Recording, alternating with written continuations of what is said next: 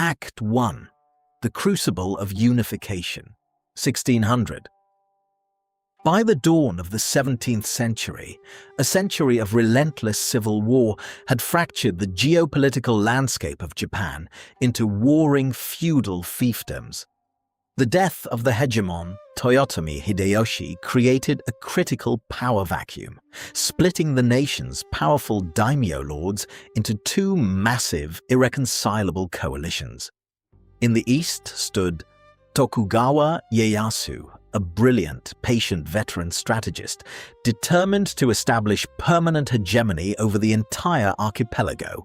Opposing him from the west was Ishida Mitsunari, a fierce loyalist defending the rights of Hideyoshi's infant heir. On October 21, 1600, the two massive coalitions collided in the fog-drenched valley of Sekigahara, numbering over 160,000 warriors.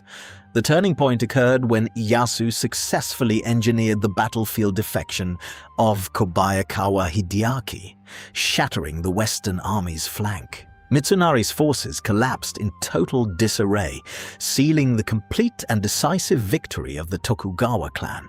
Act 2. Institutionalizing the Pax Tokugawa, 1603–1650. In 1603, Emperor Go-Yozei officially bestowed upon Ieyasu the title of Sei Taishogun, cementing the birth of the Tokugawa Shogunate. Ieyasu established his administrative capital far from the imperial court of Kyoto, choosing a swampy fishing village named Edo. To prevent any future rebellions, the shogunate codified the rigid Shinokan four-tier caste system, freezing social mobility. At the absolute apex stood the samurai class, transitioning from ruthless battlefield killers to elite bureaucratic administrators. To economically cripple the provincial lords, the shogunate mandated Sankin-kotai, forcing them to live in Edo every alternate year. This forced migration exhausted the financial resources of the daimyo, rendering them incapable of funding insurgent armies. Fearing foreign subversion and the rapid spread of Christianity, the shogunate issued a series of isolationist edicts known as Sakoku.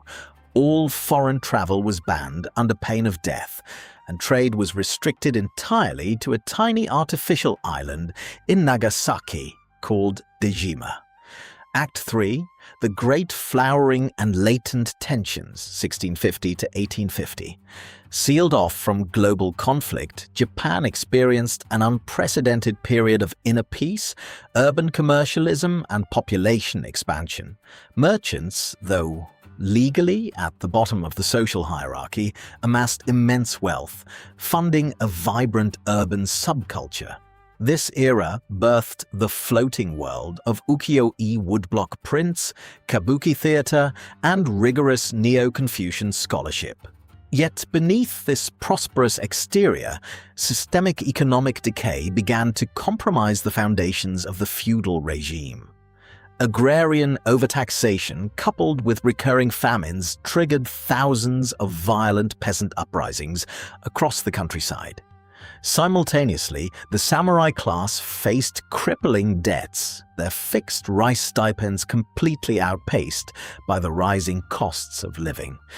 The fragile equilibrium shattered permanently in July 1853, when Commodore Matthew Perry sailed 4 heavily armed American steam warships into Edo Bay. Defenseless against modern industrial artillery, the shogunate capitulated, signing the unequal treaties that compromised national sovereignty. This capitulation sparked an intense civil conflict, culminating in the Boshin War and the total collapse of the 265-year-old Tokugawa regime.